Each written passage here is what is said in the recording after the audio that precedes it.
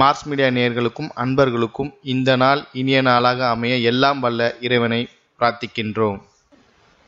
இந்த சேனல் உங்களுக்கு பிடிச்சிருந்தா மறக்காம சப்ஸ்கிரைப் பண்ணுங்க, ஷேர் பண்ணுங்க, லைக் பண்ணுங்க, கமெண்ட் பண்ணுங்க.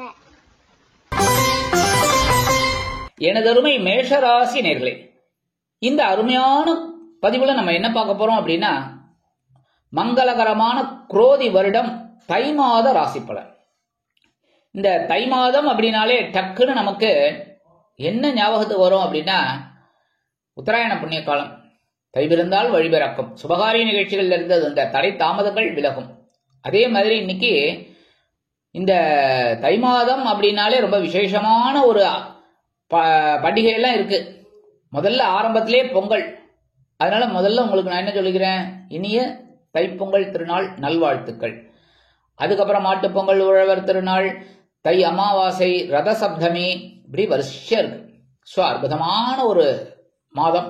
இந்த மாதத்துல உங்களுக்கு எந்தெந்த கிரகங்கள் அற்புதமா வேலை செய்ய போறது, எந்தெந்த கிரகங்கள் மூலமா நீங்க கவனமா இருக்கணும், எச்சரிக்கையா இருக்கணும், அதே மாதிரி பரிகாரமா என்ன பண்ணினா ரொம்ப விசேஷம் அப்படிங்கறத பத்தி நம்ம தெளிவா பார்க்க போறோம். ஃபர்ஸ்ட் ஆஃப் ஆல், உங்களோட தனவாக்கு குடும்பஸ்தானத்துல 9-12 கூடிய அதிபதி குரு பகவான் வக்ரகதியில இருக்க.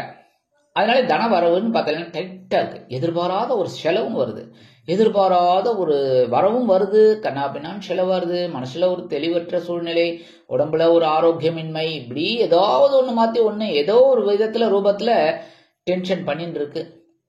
டென்ஷன் தான். ஆனா கவலைப்பட வேணாம், கொஞ்சம் பொறுமையா இருங்கோ.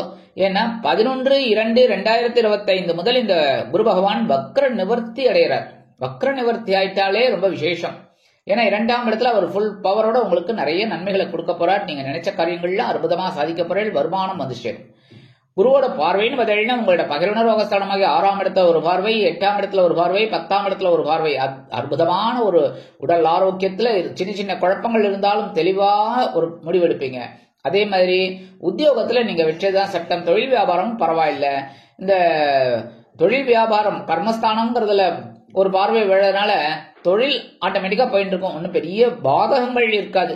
அடுத்தபடியா சுகஸ்தானத்தில் உங்கள் ராசிநாதனும் அஷ்டமாதிபதியுமான செவ்வாய் பகவான் 4ஆம் இடத்துல உட்கார்ந்துட்டு இருக்காரு.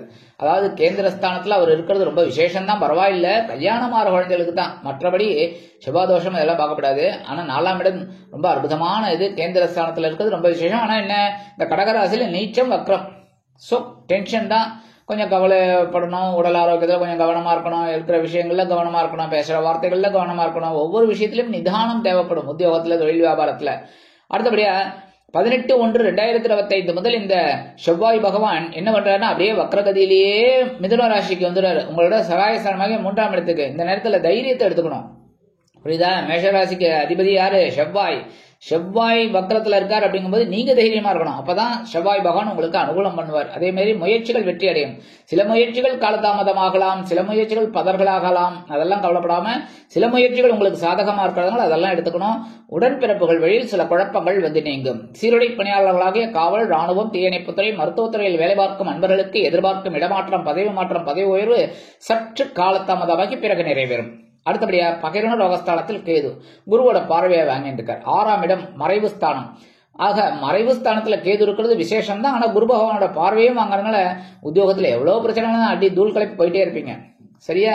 வைகை எக்ஸ்பிரஸ் வந்தே பாரத் மாதிரி ஆனா எப்படி இருக்கும், அந்த மாதிரி போயிட்டு இருப்பீங்க. அதே மாதிரி தொழில் வியாபாரத்திலயும் நீங்க எடுக்கிற வச்சதுதான் சட்டம். ஓரளவுக்கு வருமானம் வர்றதுனால கடன் சுமை கொஞ்சம் கொஞ்சமா குறையும்.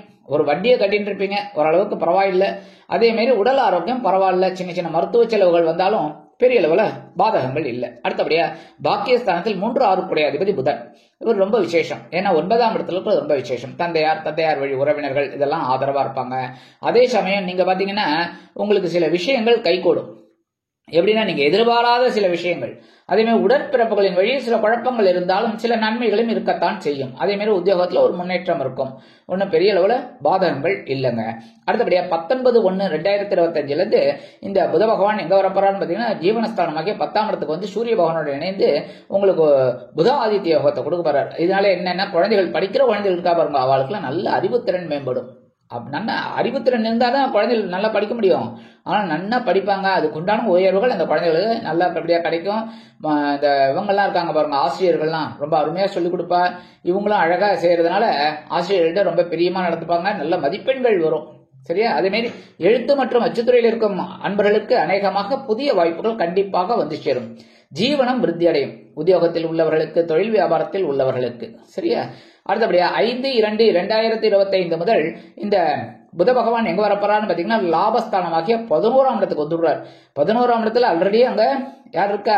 சனீஸ்வர பகவான் இருக்கார். இருந்தாலும் இந்த புத பகவானும் சேர்றதுனால அற்புதமான ஒரு முன்னேற்றம் உங்களுக்கு கிடைக்கும் தொழில் வியாபாரத்தில். அதே மாதிரி உத்தியோகத்தில் இருக்கிறவங்களுக்கு பதவி உயர்வு, சம்பள உயர்வு, இந்த வருமானம் எப்படி வரத்துக்கு வாய்ப்புகள், அந்த அரியர்ஸ் அது இது இதெல்லாம் வரத்துக்கு நிறைய வாய்ப்புகள் இருக்குங்க. குழந்தைகள் புதிய வேலை தேடுற குழந்தைகளுக்கு நல்ல வேலை வாய்ப்பு அருமையாக அமையும். அடுத்தபடியா ஜீவனஸ்தானம் என்று அழைக்கப்படக்கூடிய கர்மஸ்தானத்தில் பஞ்சமாதிபதி சூரிய பகவான்.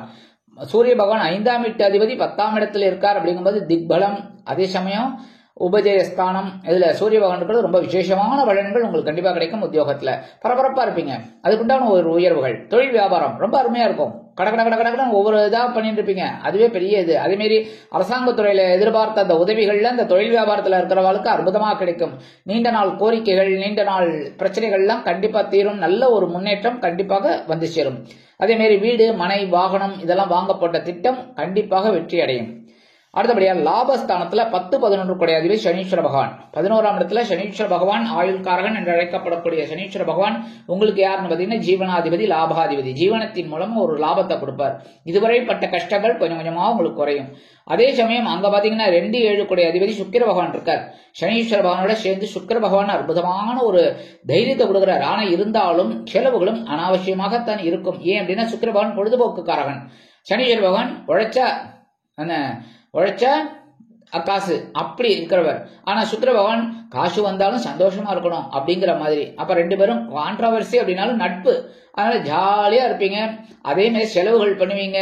அது சில சமயம் ஒரு வருமானம் வரும், பிரம்மாண்டமான ஒரு செலவுகள்லாம் உங்களுக்கு வந்து சேரும். அடுத்தபடியா 28/1/2025 முதல் இந்த சுக்கிர பகவான் எங்க வராருன்னு பாத்தீங்கன்னா விரயஸ்தானத்துக்கு வந்துடுறார். 12ஆம் இடம். 12ஆம் இடத்துல வந்து ராகுவோட சேர்ந்து விடுறார். ராகு வந்து பிரம்மாண்டம். அதே சமயம் பாத்தீங்கன்னா இந்த குரு பகவான் பாத்தீங்கன்னா ரிஷபராசியில இருக்கார். யாரோட இடம்? சுக்கிர பகவானோட இடம். ஆனா சுக்கிர பகவான் எங்க இருக்கார்? மீனராசி. மீனராசிக்கு அதிபதி குரு. ரெண்டு பேருக்கும் பரிவர்த்தனை யோகம் இருக்கு. சரியா? பரிவர்த்தனை யோகம் இருக்கிறதுனால ஒரு அற்புதமான ஒரு சூழ்நிலை உங்களுக்கு கண்டிப்பாக கிடைக்கும். ஏன்னா குரு பகவான் வக்ரகதியில இருந்தாலும் சுக்கிர பகவானோட வீட்டுல இருக்கார். அதனால நீங்க எடுக்கிற காரியங்கள்லாம் அற்புதமா நிறைவேறும். விரயஸ்தானத்துல ராகு இருக்கார், கூடவே சுக்கிர பகவான் வந்துடுறதுனால பிரம்மாண்டமான செலவுகள் உங்களுக்கு கண்டிப்பாக வந்து சேரும். சரி, செலவுகள் வந்து சேருது அப்படின்னா வருமானம் வந்தா தானே செலவு பண்ண முடியும். சோ அந்த செலவுக்கேற்ற ஒரு வருமானம் உங்களுக்கு கண்டிப்பா கிடைக்கும். உத்தியோகத்துல ஒரு உயர்வுகள், தொழில் வியாபாரத்துல இடமாற்றம், அதெல்லாம் நீங்க அருமையா செய்வீங்க. சில பேருக்கு புதுசா தொழில் தொடங்கக்கூடிய ஒரு வாய்ப்பு, வீடு, மனை, வாகனம் இதெல்லாம் வாங்கக்கூடிய ஒரு யோகம் கண்டிப்பாக பிரம்மாண்டமாக அமையும். ஏன்னா ராகு வந்து பிரம்மாண்டத்துக்கு அதிபதி, யோகக்காரகன். இந்த சுக்கிர பகவான் யாரு? பொழுதுபோக்குக்காரகன், கலத்திரக்காரகன், சந்தோஷக்காரகன். ரெண்டு பேரும் சேர்ந்துட்டா என்னாச்சு? யோகமான ஒரு சந்தோஷமான ஒரு யோகம் உங்களுக்கு கண்டிப்பாக வந்து சேரும். அடுத்தபடியா இந்த வெளியூர் இல்லைன்னா வெளிநாடு போய் படிக்கணும்னு நினைக்கிற குழந்தைகள்லாம் தாராளமா இந்த நேரத்தை அவங்க உபயோகப்படுத்திக்கலாம். இடமாற்றம் அருமையாக வந்து சேரும். அதுவும் வெளியூர் போயிட்டு நல்ல ஹாஸ்டல் கிடைக்கலையேன்னு நினைச்ச கவலைப்பட்ட குழந்தைகளுக்குலாம் நல்ல ஹாஸ்டல் கிடைக்கும். அதே மாதிரி வெளிநாடு போயிட்டு நல்ல உத்தியோகம் பார்ப்பாங்க. நல்ல ஒரு படிப்புக்கு மேல் கூட படிக்கணும் அப்படின்னா தாராளமா போவாங்க. அதே மாதிரி ஆன்மீக எண்ணங்கள் அற்புதமாக நிறைவேறும். சரி, பரிகாரமா என்ன பண்ணினா ரொம்ப விசேஷம். ரங்கநாதரை வழிபாடு பண்ணுங்க. ஸ்ரீரங்கம் ரங்கநாதரை வழிபாடு பண்ணுங்க. மனசார தியானம் பண்ணுங்க. முடிஞ்சா ஒரு தடவை ஸ்ரீரங்கம் போயிட்டு வாங்க. முடியலையா வீட்டிலேயே நீங்க ரங்கநாதன் நினைச்சிட்டு வழிபாடு பண்ணுங்க. கண்டிப்பா ஒரு சக்சஸ்ஃபுல்லான ஒரு மாதமா உங்களுக்கு கிடைக்கும். அடுத்தபடியா முருகப்பெருமான் வழிபாடு கண்டிப்பா பண்ணி ஆகணும். சரியா? ஏன்னா செவ்வாய் பகவான் கொஞ்சம் வீக்கா இருக்கார உங்க ராசிநாதன்.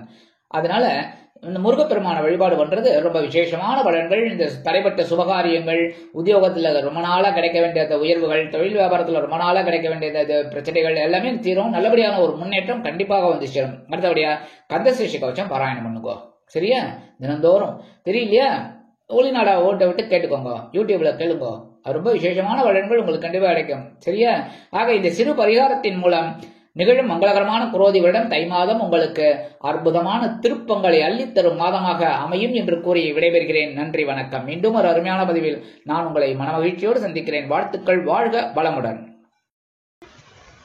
இந்த சேனல் உங்களுக்கு பிடிச்சிருந்தா மறக்காம சப்ஸ்கிரைப் பண்ணுங்க, லைக் பண்ணுங்க, ஷேர் பண்ணுங்க.